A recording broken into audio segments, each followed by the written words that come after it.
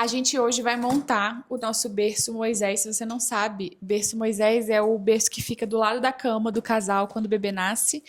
E enquanto a gente monta, na verdade, enquanto o Gabriel monta, a gente vai bater um papo sobre gastos e finanças durante a gravidez e talvez algumas coisas sobre o pós-parto também.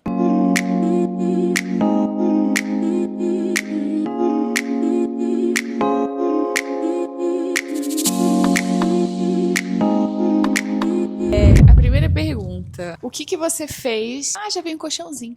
Me dá aqui. O que você fez na nossa vida, nosso planejamento financeiro em relação à reserva de emergência, quando você descobriu que eu estava grávida? A gente descobriu na viagem, né? Grávida. A gente descobriu viajando, gastando dinheiro. Gastando dinheiro, né? Então, acho que a primeira coisa foi, você queria um parto normal, que a gente ia ter um médico por fora, né? E que parto custa caro, né? Então... Foi o primeiro valor que te assustou? É, assim, me preocupou, eu já fui...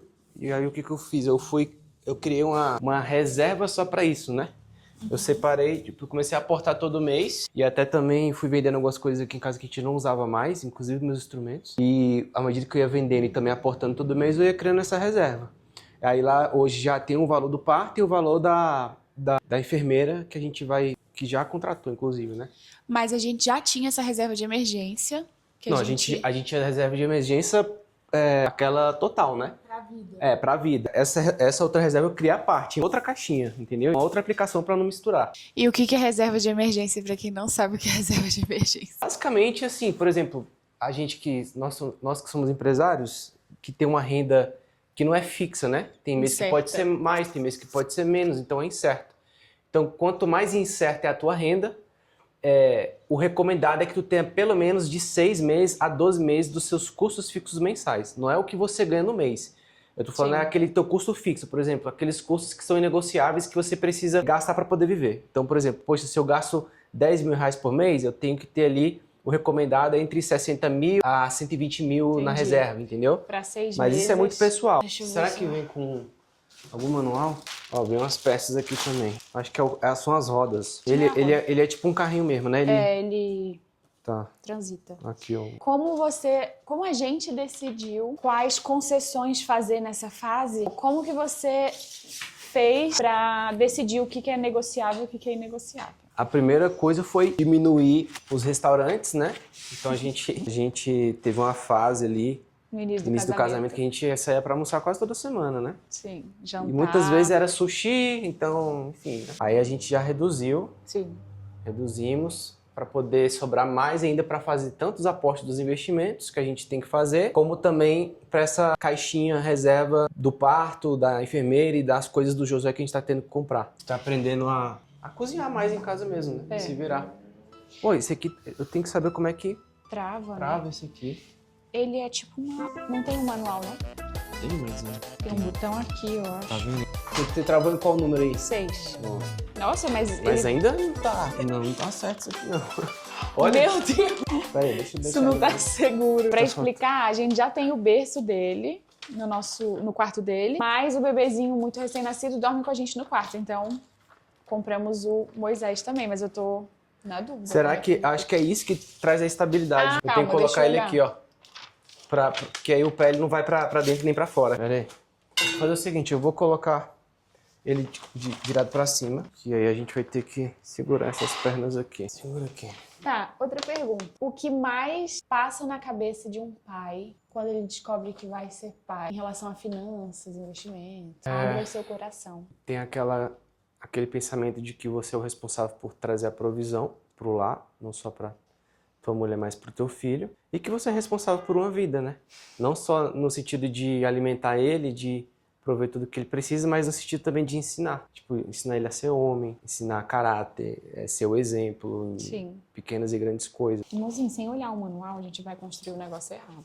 Acho que agora foi. Última pergunta. Desde que eu engravidei, a gente, na verdade, começou a tentar engravidar e a gente já engravidou na primeira tentativa. Então, a gente imaginou que a gente ia engravidar tipo maio, e acabou que eu engravidei em janeiro. Graças a Deus a gente tá tendo tudo que a gente precisa e além do que a gente precisa. Graças a Deus. Mas eu percebo que você não abre mão de tentar investir, fazer os aportes mensais em investimento, Sendo que a gente poderia estar gastando esse dinheiro com mais coisa que a gente precisa. Ih, caramba. Porque o bebê não pode ficar assim, ó, num saco. O bebê sai do meu útero quentinho, confortável pra ficar num pedaço de madeira. Gabriel, essa peça é necessária. Tá, mas aonde que eu enfio esse bagulho, velho?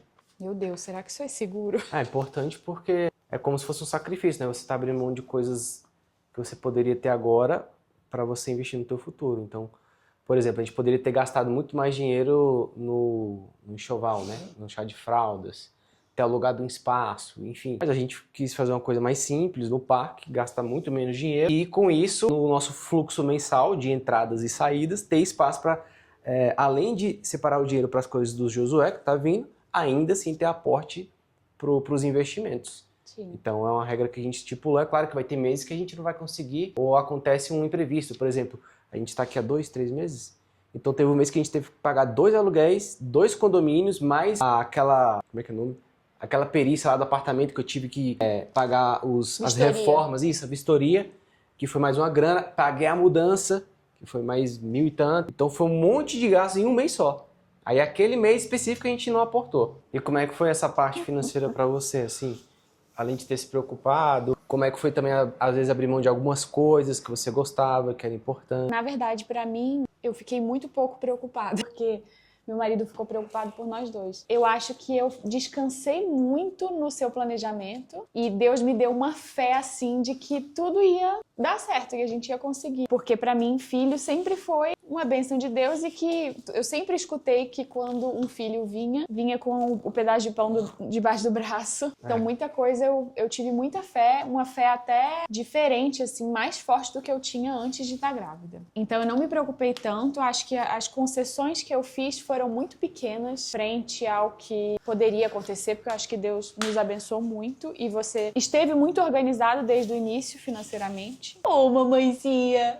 Aí você abre aqui, ó. A gente vai abrir e vai pegar ele. Agora, pra fechar, a gente vai dar conselhos baseados nos nossos primeiros 2 anos de casado. A gente já imaginava ter filho 2 anos depois de casado, então a gente usou muito o planejamento financeiro do início de casado para aproveitar a nossa vida como casal. Então a gente viajou, a gente teve 4 grandes viagens. Isso foi muito importante pra gente, a gente conversava sobre essas coisas de finanças, de quando tivesse filho. E a segunda coisa, que pra mim é a mais importante, é confiar em Deus, sendo colaborador no processo. Então, como casal, se planejar financeiramente, mas confiar na provisão de Deus, porque tudo vem dele. Até a habilidade de planejar vem do Senhor.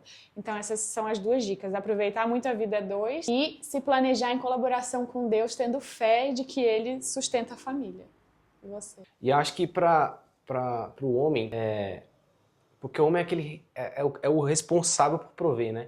Então passa muitas coisas assim pela nossa cabeça. Então, sendo bem prático, e se você conseguir, né, fazer esse aporte a mais, se a sua renda permitir, é claro, além dos aportes mensais para investimento, já tente fazer aportes mensais também para a chegada do filho, né? Aí, poxa, quantos meses antes, quantos anos antes? Aí é muito pessoal, né?